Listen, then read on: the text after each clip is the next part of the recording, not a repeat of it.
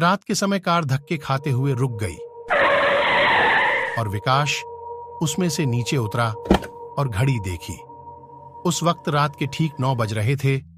फिर उसने कार का बोनेट खोला और गाड़ी को ठीक करने की कोशिश करने लगा, लेकिन गाड़ी स्टार्ट नहीं हो रही थी। विकास ने मोबाइल से मदद मंगवानी चाही, पर उसमें नेटवर्क का नमो निशान नहीं था। फिर उसने गाड़ी की पिछली सीट पर सोई हुई अपनी पत्नी सुमन को आवाज दी। सुमन, अरे ओ सुमन, उठो जल्दी से। हमें आज की रात किसी गेस्ट हाउस या होटल में बितानी होगी, क्योंकि गाड़ी खराब हो गई है और अब मैकेनिक के बिना ठीक नहीं होगी। हमेशा की तरह सुमन नींद में ही बड़बड़ाते हुई उठी। विकास, तुमसे एक काम ढंग से नहीं होता। कब से बोल रही हूँ, ये तुम्हारी पुरानी खटारा बेचकर कम से कम एक सेकेंड हैंड कार ले लो। जवाब में विकास बोला, खरीद लेंगे माता रानी। अब अपना बैग उठाओ और चलो कहीं रात गुजारने का जुगाड़ करते हैं। फिर दोनों जंगल की कच्ची सड़क छोड़ के मेन हाईवे पर आ गए। उसी वक्त उन्हें जंगल में दूर कहीं से भेड़ियों के रोने की आवाजें आने लगी।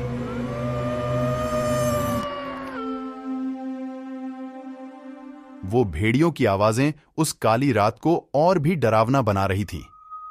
दोनों लगभग आधा घंटा चलते रहे, पर उन्हें न ही कोई लिफ्ट मिली और न कोई होटल। सुमन बोली, विकास, तुम्हारे बेवकूफ दोस्त सोनू ने ये कौन से वीराने में फार्म हाउस खरीद रखा है। इस बात पर विकास कुछ कहता उससे पहले ही आसमान में जबरदस्त बिजली कड़की। उस आवाज से डरी हुई सुमन विकास के सीने से लिपट गई। उस वक्त विकास के चेहरे पर एक मुस्कान चमक गई थी। तेज बारिश के आसार नजर आने लगे थे। तभी चलते चलते बिजली की चमचमाती तेज रोशनी में उन्हें एक पुरानी हवेली दिखाई दी। वह दोनों तेजी से दौड़ते दौड़ते उस हवेली के नजदीक पहुंचे। हवेली के गेट पर उन्हें कोई वॉचमैन नजर नहीं आया, इसलिए वह दोनों गेट खोलकर हवेली के मुख्य दरवाजे के पास पहुंचे। दरवाजे पर डोर बेल के नाम पर एक पुरानी रस्सी किसी सांप की तरह लटक रही थी। उस रस्सी को विकास ने 2-3 बार खींचा, लेकिन अंदर से किसी भी घंटी की आवाज नहीं आई। फिर सुमन ने दरवाजे पर खटखटाने के लिए अपना हाथ आगे बढ़ा ही रही थी, उससे पहले ही अंदर से एक भारी आवाज आई, अंदर आ जाओ, दरवाजा खुला है। उन दोनों को यह बात अजीब लगी, क्योंकि अंदर से किसी भी घंटी की आवाज नहीं आई थी और न ही उन दोनों ने कोई आवाज की थी। फिर वह दोनों दरवाजा खोलकर अंदर गए। दरवाजे के ठीक सामने झूले पर बैठकर एक आदमी शाही अंदाज में सिगार पी रहा था।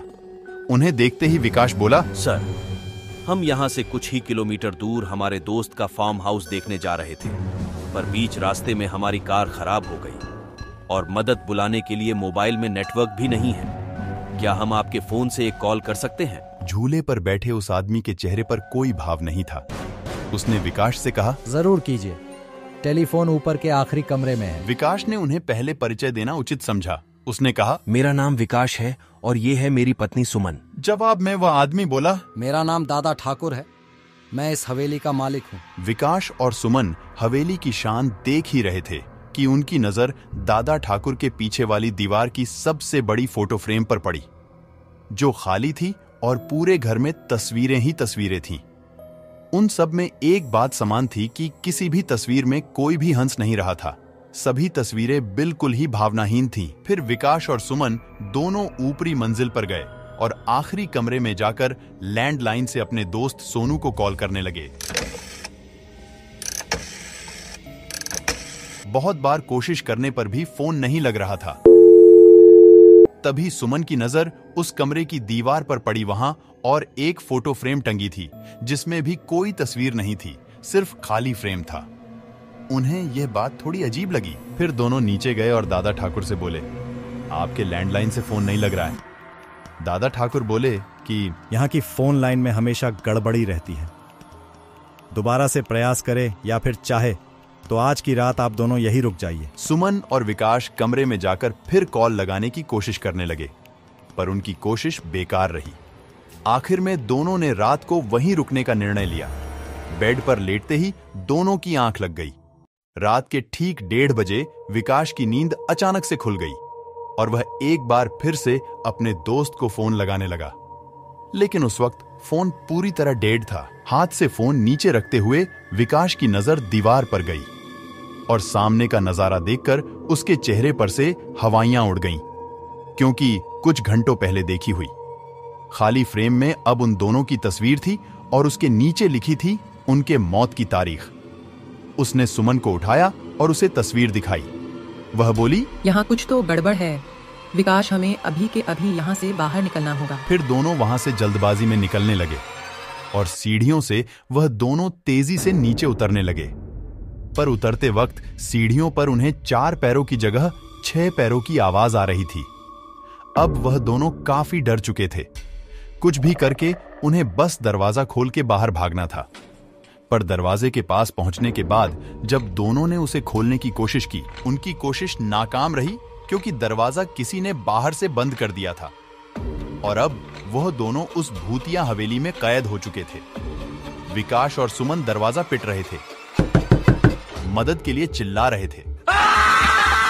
उसी वक्त बदकिस्मती से बिजली चली गई और मौत ने अंधेरे की चादर से सब कुछ ढक लिया और चारों तरफ शमशान का सन्नाटा फैल गया। सुमन अपने कांपते हाथों से मोबाइल का टॉर्च चालू करने लगी। जैसे ही उसने टॉर्च चालू की उसकी रोशनी सबसे पहले सामने वाली उस बड़ी से फोटो फ्रेम पर पड़ रही, जिस फ्रेम को आते वक्त दोनों ने खाली देखा था। उस खाली फोटो फ्रेम में अब झूले पर बैठे दादा ठाकुर की तस्वीर शैतानी मुस्कान दे रही थी और उसके नीचे रखा हुआ झूला बिना हवा के ही झूलने लगा। उस भयानक मंजर को देखकर सुमन के मुंह से आवाज निकलना बंद हो गया और विकास बस बेसुध देखता ही रहा। कुछ ही पलों में मोबाइल भी स्विच ऑफ हो गया। अब तक उजाले में सुमन और विकास को वहां पर एक दूसरे के सांसों की ही आवाज आ रही थी, पर अब अंधेरे में उन्हें और कई सारे लोगों के सांसों की आवाज सुनाई देने लगी। एक एक करके सभी आवाजें नजदीक आ रही थीं और कुछ ही पलों में दर्द भरी चीख के साथ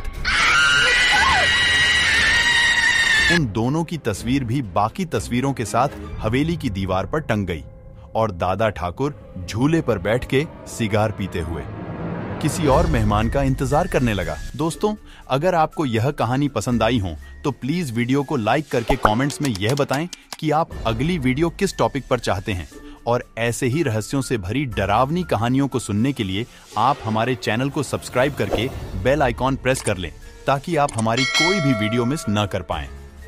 मिलते हैं अगले वीडियो में। जय हिंद।